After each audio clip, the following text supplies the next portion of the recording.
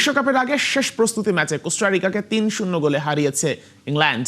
আত্মবিশ্বাসী এক দল নিয়ে তারা বিশ্বকাপে যাচ্ছে। অর্ল্যান্ডো টমাস টুকেলের দল শুরু থেকে আধিপত্য দেখাচ্ছে এই টুর্নামেন্টের শুরুর আগেই। ঝড়ো আবহাওয়ার কারণে ম্যাচ শুরু হতে ১ ঘন্টা দেরি হয়। ইংলিশদের হয়ে প্রথম গোলটা আসে ডেকলান রাইসের পা থেকে। অ্যাসিস্ট করেন বার্সেলোনার নিউ রিক্রুট অ্যান্থনি গয়রন। দ্বিতীয়ার্ধে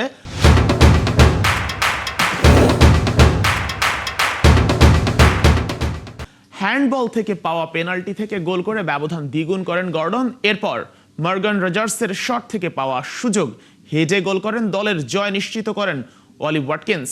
অ্যান্থনি গর্ডন পুরো ম্যাচেই দারুণ ফুটবল খেলেছেন। বিশ্বকাপে ইংল্যান্ডের হয়ে শুরুর একাদশে তার জায়গাটা আরেকটু শক্ত হয়ে গেল।